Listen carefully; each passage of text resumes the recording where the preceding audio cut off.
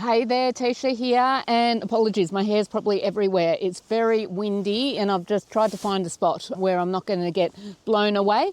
But welcome to the Hurdle2Hope Show. Hopefully you've had a good week. I've been quite restful this week. It's been a busy few weeks. So I had a really quiet weekend, which was lovely, and now I'm actually heading back down to Melbourne. I go there once a month for Professional Speakers Australia. It's really good for me to go to groups like that and really learn from others who have a lot more experience than I in that space. Okay, so sorry, the rain's going to come. I'm still getting blown away. In today's episode, I'm speaking to the incredible Steph Davies. Steph is the founder of Life After Cancer, and what an incredible organisation she has founded. When treatment finishes, and this can be cancer, it can be any treatment for any condition, and you're given the news you're in remission, that's amazing.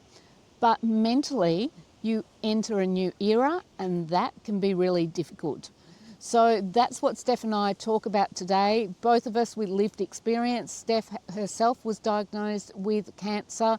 What she's doing in this space is incredible. So I hope you really enjoy this episode. Welcome to the Hurdle2Hope Show. I'm your host, Tisha Rose, and this podcast, it's about acknowledging that unexpected hurdles interrupt all of our lives, but it's how you respond that will define your experience. Each week we'll be having real conversations with people whose lives have been interrupted and those who offer us support through our most challenging times. Each reminds us that even in the darkest moments, hope is always there.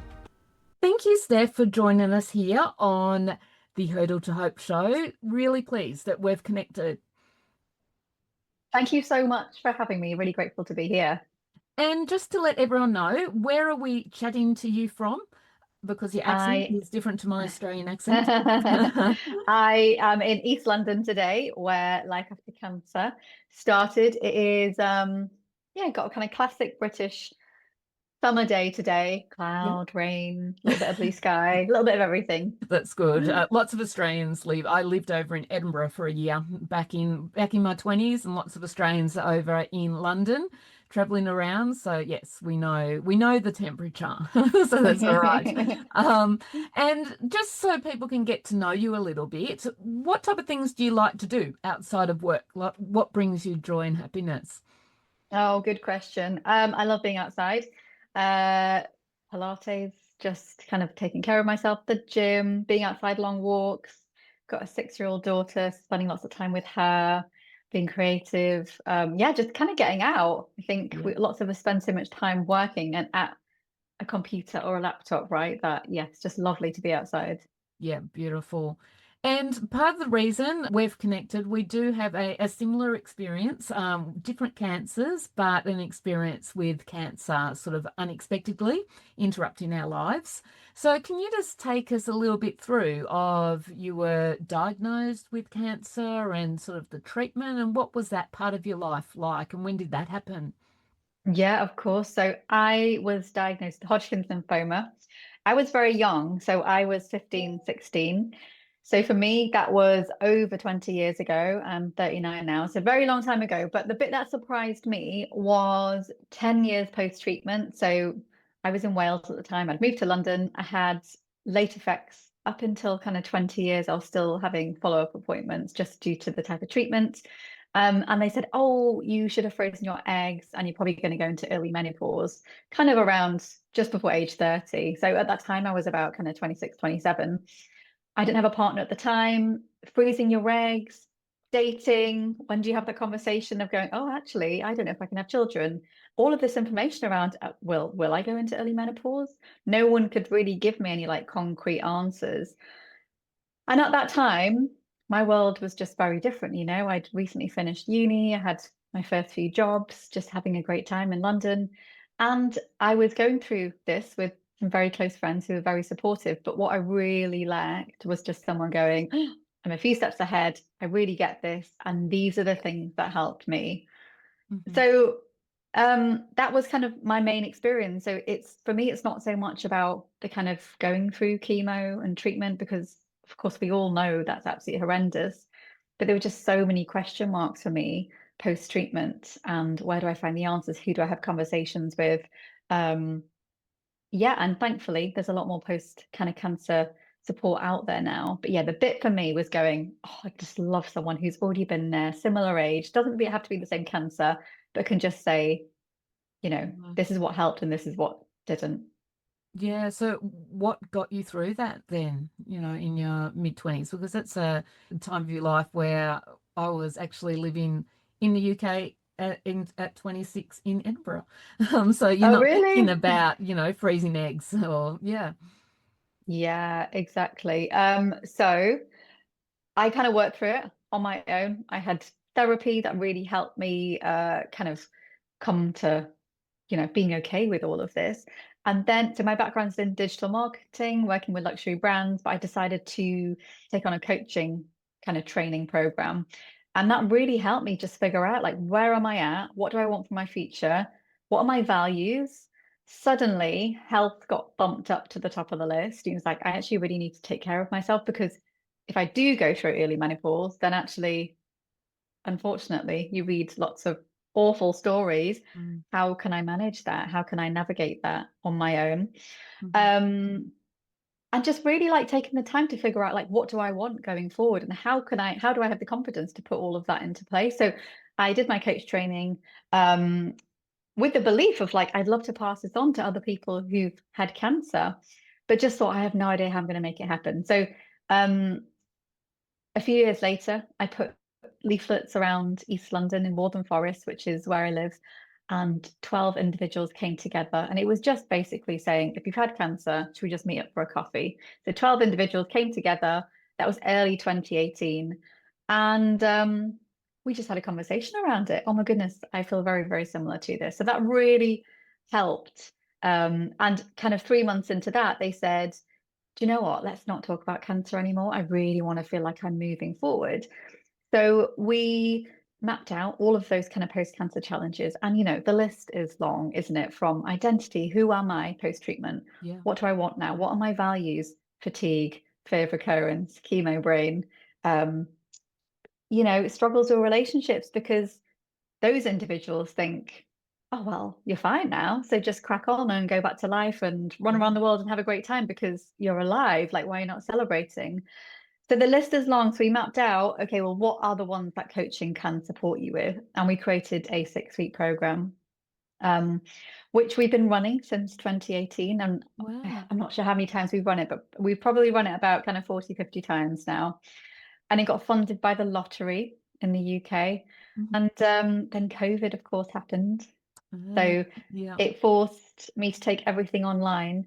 And suddenly we went from just East London to being able to support people across the UK, which was fantastic. And we went from one group a month, which was 12 a year, to 48 very quickly. And then I applied for some more lottery funding. They said, oh, instead of a year, why don't we give you 3 years of funding so you can kind of really set this up properly? So that was a little while ago now, but we're in a very, very different place now with a team of coaches, and we have expert sessions, and a very, very big community, which just kind of tells us how much this support is needed, and just not enough people are talking about the challenges post-cancer. So yeah, Yeah. I've kind of gone on a waffle there. Sorry, No, no, Alicia. no, no, that's good. That's good. So, and your business name, we might as well, we'll get to that and then we'll unpack it a bit. So people Yeah, can look at it, because you're right. When I looked at it, there's a huge team, which is incredible, for starting out with a small group of people and this idea. I was looking at it and think, wow, big team, big reach. So the name of your business is, life after cancer. yeah, which is, yeah, very, yeah, on point. So that's Yeah, good, yeah, good name. And you do have different coaches. So you went and trained as an actual coach, is that right? that's right. Yes. Yeah. Yeah. And then, so let's talk about some of these challenges, because I think unless you've lived through a cancer, I some of the challenges are similar. Like I talk, everyone knows, I've got MS as well as cancer, so I get to, compare the both worlds. And I think the difference for me with cancer is your mortality. As soon as Mm. you get that diagnosis, whether it's a stage 1, 2, 3, or 4, that fear of cancer either coming back or, in my case, of it already spreading at time of diagnosis, there's nothing quite like that fear. Is that what you experience chatting to people? Yeah, so I'd say fear of recurrence is top of the list in terms of Yeah. one of the biggest challenges. And of course, you do meet people who think, oh, that's so interesting because it doesn't even cross my mind. Oh, okay. But the majority of people find it such a challenge. And also, it's something, unfortunately, that is just, I think, with us forever, and it's because, like you said earlier, once you've lived with it once, you know that feeling, and you'll do quite a lot to ensure that you don't go anywhere near that again if you can control it, right? Like, how do I Yeah. take care of my health? Like, what can I do to make sure I'm exercising or eating well? What Focusing on what is in control rather than what's outside of it, like you spoke about earlier. So yeah, it really is. It is top of the list. And I think it's really important to say that there's not one size fits all for any of this, right? It's Yeah. a case of trying things, what works for you, keep with that until, one day it doesn't. Like for myself, 20 plus years on, I had Hodgkin's lymphoma on my neck and chest in my lymph nodes.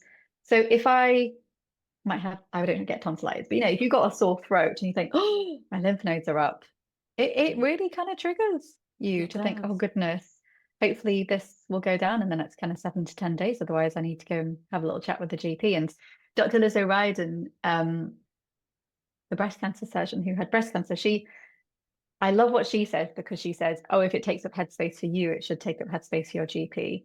Because Yeah. then it becomes someone else's responsibility, doesn't it? Like you don't have to keep it Yeah. all inside you, letting it eat you up.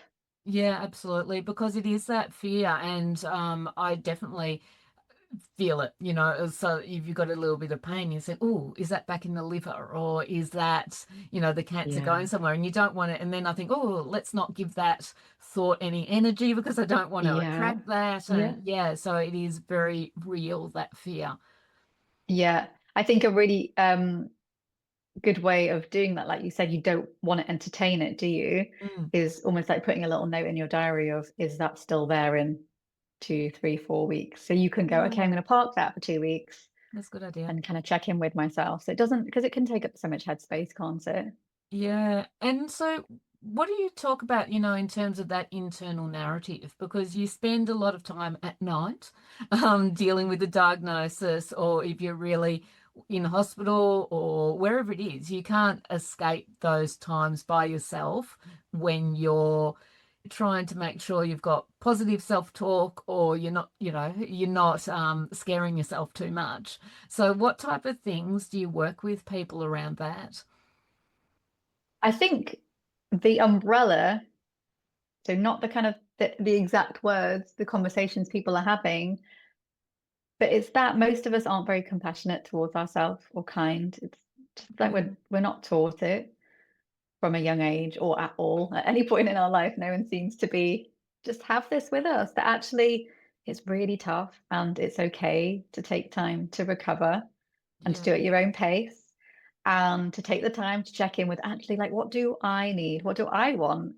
And how can I ensure that I give myself 5 minutes, an hour, whatever it is each day to give that to myself? I think lots of individuals, we work mainly with women, and that's just it's Yeah. not we haven't chosen to be that way. It's just they're the individuals who come to our support groups. We do have men, but majority women. Mhm. And what I hear is they play certain roles and they're often giving and they might be parenting or looking after their own parents or working, but it's constantly giving to another part. And the story that I hear very often is I was doing this before treatment, and then guess what? There was this big wake up call, and I'm not doing that anymore. I have to make sure that I'm prioritizing myself Yeah. and I'm filling my own bucket. And some people don't even know what they need because they've never had a chance to even ask themselves that question. So for me, it's the answer is compassion. It's being kinder to ourselves, kind self-talk, being gentle with ourselves. How would you speak to a really good friend if they had that conversation with you? Probably not the way you speak to yourself, that's for sure. I think we're all like, come on, let's just like get back to it. People rush back to work, they rush back to the roles, and we're not able to do that. We're not able just to slot back into the life that we had before. It takes time. Um, Someone said to me in a workshop once, their surgeon said to them, take the same time as you had for treatment for recovery. And Wow. I just think that, yeah, and it just that makes so much sense, right? When you say it out Yeah. loud, you like absolutely. But just a medical professional to give a patient permission to say, do you know what, take a whole year to recover, or take 6 months, whatever it is, or more if you want, rather than this idea of like you finish treatment, well, next month you're going back to work and everything's going to be rosy and back to how it was. It's just not the reality. No, and you feel different. Do you find lots of people, you feel like, okay, I'm back to work, but I feel different. I'm sitting in front of the computer and think it just doesn't feel the same. And I went through that with MS. I remember sitting after spending months in hospital, sitting there thinking, is this worth getting sick for? Yeah. Sitting here Yeah. and thinking, no, it's not. And then that's when I went off to Edinburgh, that I thought, no, I'm going to go travel and do things. It really changes your perspective.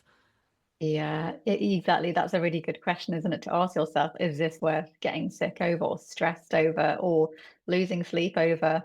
Yeah, I think there's two parts, aren't isn't there, to the work, but it's one, you are different. So maybe you don't have the same energy levels. Maybe you're struggling with chemo brains. You think, actually, my brain's just like not as quick as it was, and it will be, but right now it's not. And then you've got these like into this internal dialogue of like, oh gosh, anyone's noticing and I'm going to lose my job or they're not going to promote me. Then you've got the return to work. Like, are they being flexible? Are they going, okay, we'll take your time? Or are they going, great, 1 week you're going to do 3 days and then the next you're going to do 3.5. And by the end of the month, you're back to full time anyway. And you Yeah. can't change your mind. And then the other bit is lots of people probably didn't like their job in the first place. They're Yeah. thinking, Yeah. oh gosh, I didn't want to do it before. I definitely don't want to do it now.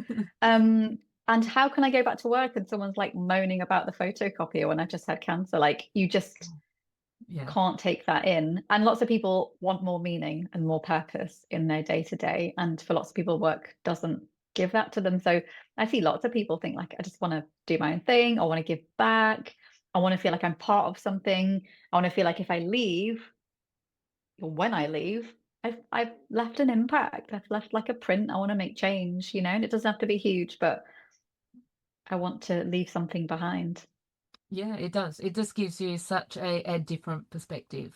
And what about then body image? I mean, I'm sitting here now flat chested, after cancer means to single mastectomies. And so it's brutal. It's just brutal what cancer does to your body and what you have to do to get rid of it. So do you find that has an impact on a lot of people as well, even medication and putting on weight? Yeah. Yeah, it really does. And it comes back to identity again, doesn't it? Yeah. Just who am I? And there's often this search of um that I think we just think we'll be the person that we were before. And then that's where the comparison is the thief of joy. We can't help but compare ourselves like, well, my body looked like this before, my body could do this before. And we're often in that mindset of lacking rather than, I'm not saying we run around and make sure we're grateful for everything. But I think when we do write down a couple of things we're grateful for, it can really just help how we feel about everything. Yeah. Yeah, and you shift the focus. And that's what I say to people. You write down everything you hate about having cancer, and then you write down a list of what still you're grateful for in that journey and who supported you and what have you discovered. That energy, when you look at the two lists, is so different. Yeah, yeah. And I think it takes a little while to get to that point as well of actually Yeah. what has it given me? Oh, well, actually, I'm far more resilient than I even realized I was. And for some of these people, for some people, like these words might be a little bit triggering as well. I know some people don't like hearing it. Or actually, it's made me stop and think maybe I wasn't living life the way that I wanted to. And this has kind of given me a bit of a chance to like stop, just readdress everything and think, well, actually, if I've got like another chance at this, then what do I want the next 10, 20, 30 years to look like? Probably not how I was living it before. Maybe it is, maybe, and that's fantastic. But Yeah. for most of the people we speak with, they want to just change things up a little bit. And they're not these huge, big goals. I think when we think of the word goals, oh, I want a bigger house and a better job. It's going, actually, I just want like internal peace. I just want to have a cup of coffee in the garden for 10 minutes each day. I want to go for a walk around the block with a friend. And before, like, I just didn't have capacity. Or, like you said, I just love to be out in nature more. And that's really healing for me. So, how do I make sure I can include that in my day? And Yeah. again, when you say those things out loud, it sounds like, well, these things should be like the bare minimum of what we're giving ourselves. But and maybe it's because we work in London as well, but for many people are just working, working, and working, and they Yeah. don't manage to lift their head and think, oh, is this what I want to be doing? Yeah. And I think you are. You're on automatic pilot until a big diagnosis. And that's the gift of a diagnosis. And I say that not to be cringy in terms of course, life would have been great if I didn't, but, I wasn't Yeah, diagnosed of with stage course. 4 cancer. But Yeah. if we use that as a gift to shake things up and really, okay, what do I want out of life and make some changes? And I think it actually gives you permission to be different as well. Because Yeah. it's like, yeah, I'm going to move off the grid and live on 100 acres because I've got cancer. I can do this. And it's like, because I know what I want out of life now. So sometimes it does give you permission to be a little bit freer and take a few more risks in life because you've seen the flip side. Yeah, absolutely. I completely agree. Yeah. So no, it's amazing you're doing that work. And how do you feel, when you're meeting with others and seeing the impact your coaching and the groups are having on individuals? Like how does that make you feel? I think people say, oh, it's such rewarding work, isn't it? Maybe you get used to it. I don't know. I sound really ungrateful now, don't I? Um, I mean, I feel very grateful that I get to work with these individuals because I think someone told me about some research once. I've not actually read it myself, but when people have had cancer, they just are better kind of people. Yeah. And every individual that I work with is just so lovely and they're just like a joy to work with. And to see in our program, our 6-week program, to see those individuals move forward, to get the feedback that we get that actually it's making an impact. Like a lady emailed the other day about she'd attended 2 of our sessions, one on mindset and one on self-compassion. And she just said she's like stuck in this mindset for so long. And although she knew she had an awareness of it, but she just couldn't get out of it. And attending to these 2 sessions, she's like, I feel like I'm back on track now. And we all know that feeling, right? When you just like, I know this isn't where I want to be. I just can't manage to get myself out of it. Yeah. And it's horrible, isn't it? So it's those little changes. And also we have a very, very active community on WhatsApp and they all just support each other. And it's really lovely watching that happen as well, kind of passing the baton back and forth, of like, oh, this helped me and this didn't. And someone new comes into the group and you've kind of got people who've been in there for a couple of years saying, you should go to this and attend this is going to be really supportive. So yeah, I mean, it's fantastic. There's lots more work to do, but I feel very grateful to be doing the work. Yeah, but it's also the space you've created because you can find some support groups coming together because their attitude, they share an attitude which isn't uplifting, which is really being defined by the cancer or the illness, really being stuck and really being in that space of life isn't fair. And that's reality of some groups, So for you to create that space where people are wanting to support each other to move forward, then that's a really special space. Yeah, and all I want, if there's one thing, it's hope. Yeah. It's that you're going to be all right, you know, and I can give you the evidence because there's a huge group of people here who were in your position X amount of months ago and look at them now. Because I think when you've got that, you've got a little bit of you've just got a little bit of a thread to follow, haven't you? It's like, okay, this is good. I'm in a space where people are having the right conversations, that they're putting the energy, they're putting the time into kind of figure out and move forward. Which, like you said, of course, we all like to talk. It's good to kind of get it out and get it off our chest. I think there's a point, isn't there, where we're like, okay, well, actually, we do have to roll our sleeves up and do a little bit of work to make sure that we're getting ourselves to where we want to be. And that does require work, it's not going to happen on its own.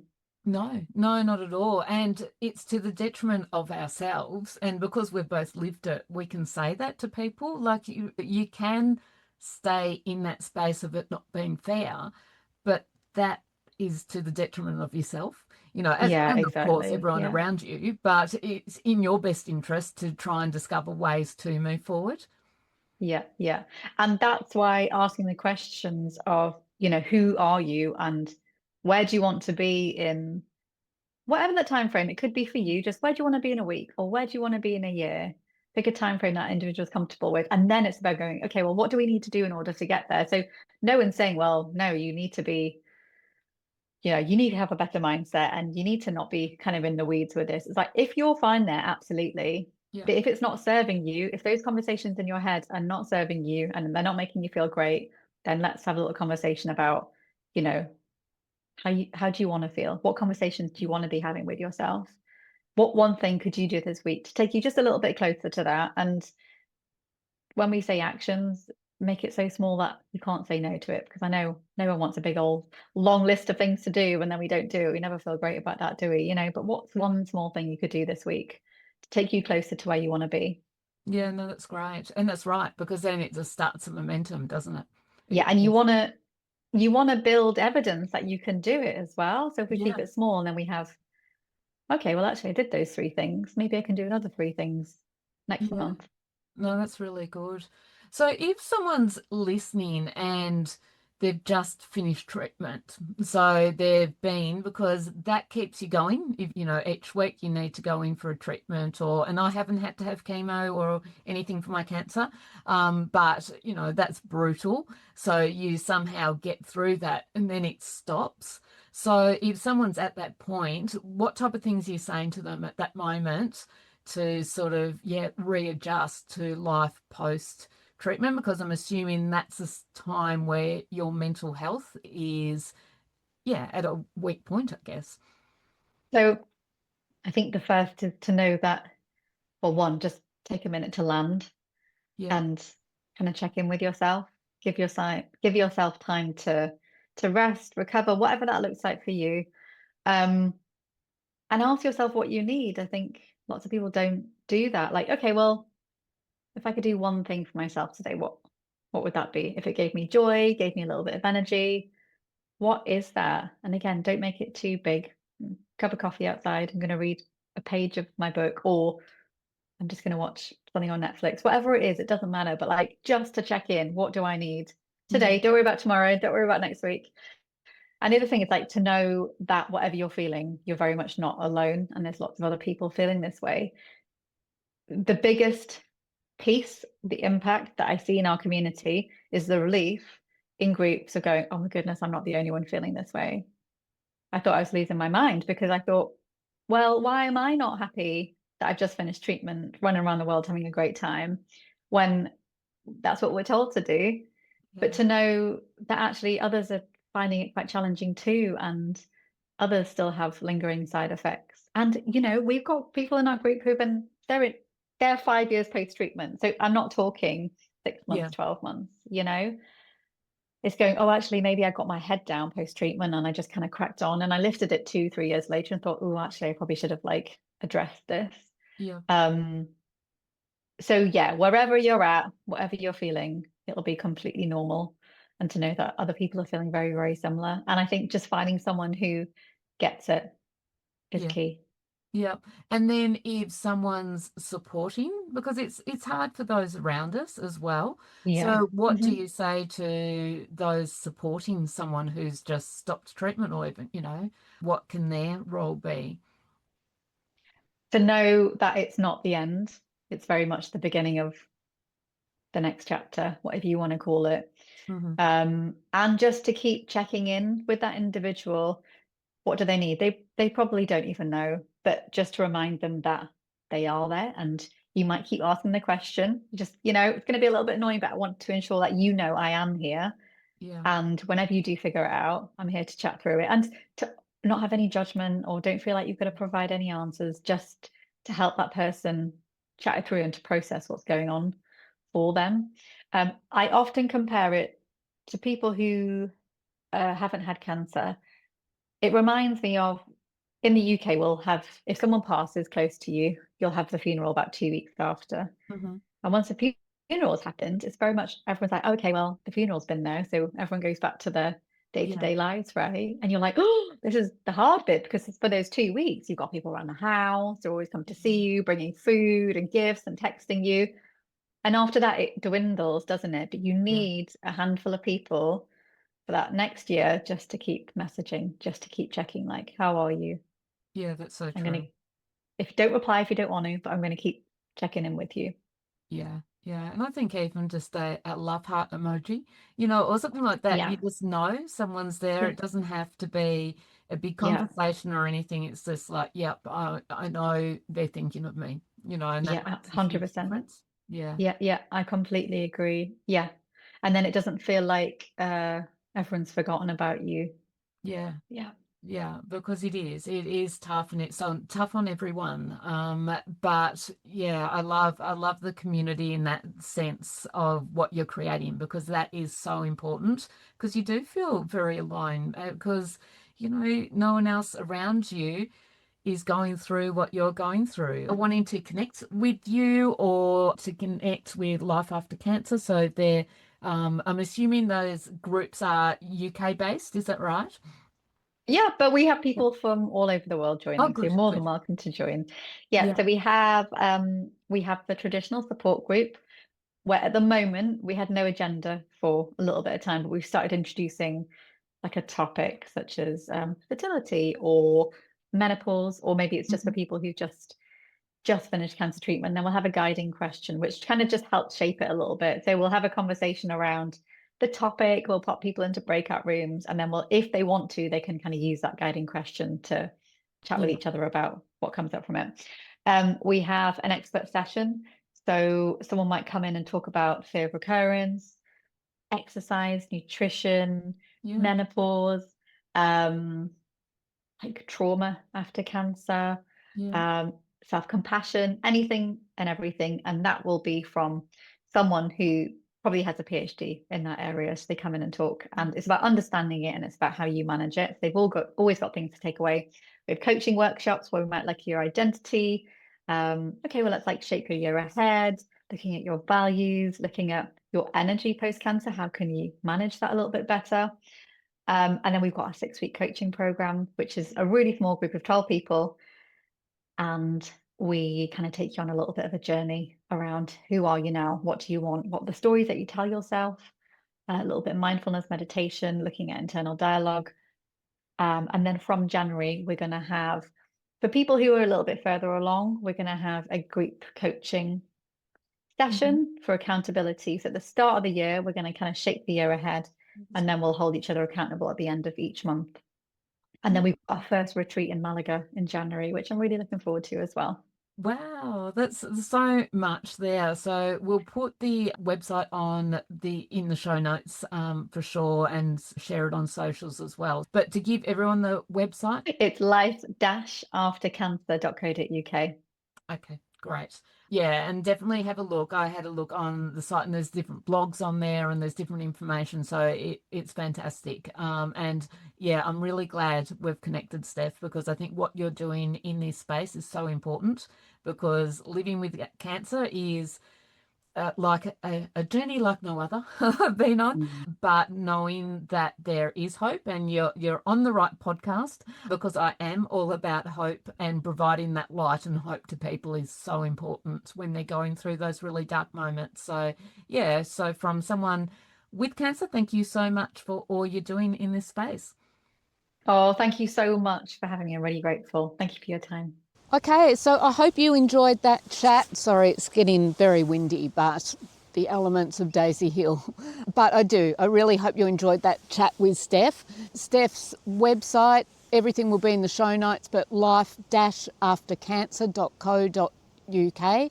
If you're living with cancer, if you're struggling post-treatment, I really encourage you to become part of Steph's world there at Life After Cancer. It's such a great organisation and having such a real impact. Again, an organisation based on lived experience, which I love. Other than that, I hope you have a great week. Do a couple of things I'd like to ask. If you can help me grow the Hurdle to Hope show, please share this and other episodes with people you think will benefit from it.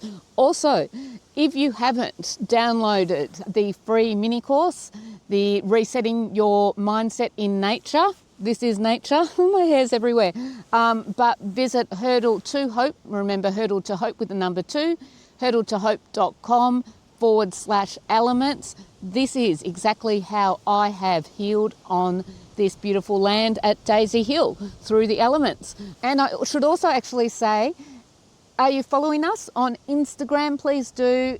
It's at Hurdle2Hope, and we'll put some more updates on there. Also subscribe on the YouTube channel at Hurdle2Hope. Enough plugs there. So have a great week, and I look forward to chatting to you really soon. Thank you for joining me on the Hurdle to Hope show. Please help me spread the word. Share this episode or others to friends, family members who you think will benefit from these conversations. Don't forget, we're also on YouTube now. At Hurdle2Hope is the channel. And if you need support, resources, or a speaker for an event, please visit Hurdle2Hope.com. Don't forget Hurdle to Hope with the number 2. Enjoy your week, and if you're going through a difficult time, please remember, even in the darkest moments, hope is always there.